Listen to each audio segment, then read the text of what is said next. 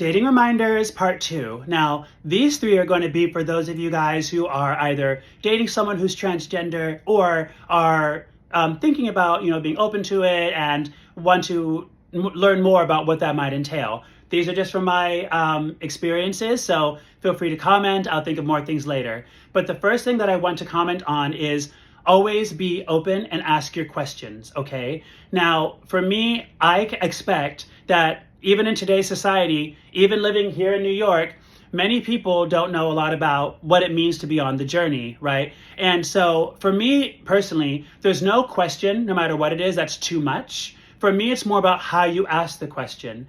If you ask me something, even if it is a little sensitive, if I sense that, especially someone I'm on a date with or have been dating, if I sense that it's being asked in an earnest way or because you want to learn more about me and be sensitive to that, fine. If I think it's in some sort of jokey or malicious way, that's not going to work. And you'll know right away. But be open and engage and ask the questions because a lot of times we're going to appreciate that. We're appreciating that you're understanding more about our journey, okay?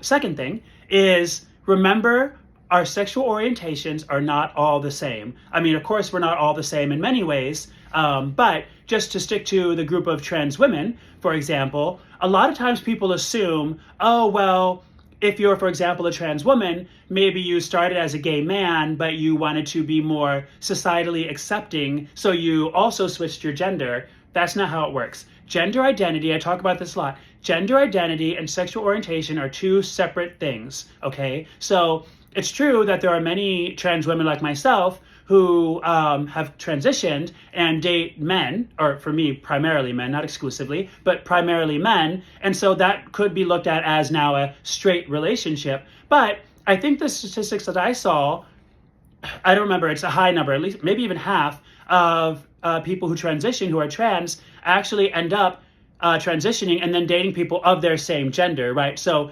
if I were dating women now, I could be looked at as a trans female lesbian. And this is not some obscure population. Again, it's, I think, 25 to 50%. The point is, people who are transgender have all types of sexual orientations, just like people who are cisgender. So just recognize that. Don't assume that if someone, for example, is a trans female, that she now likes men or that she's continues to like men or any assumption, likes women, anything like that. You have to know separately. Gender identity, sexual orientation, okay?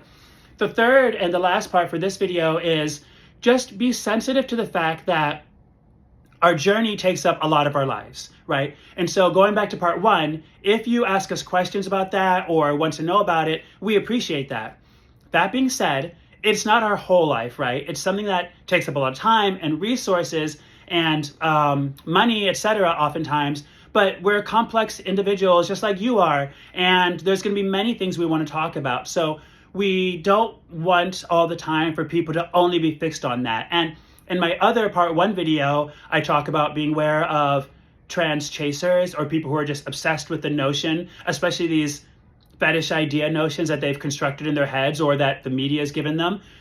It is part of our journey. We want you to ask in an earnest way, but we're complex and we have many other parts of our lives to us than that. So just be aware of that, be sensitive, and happy dating, everybody.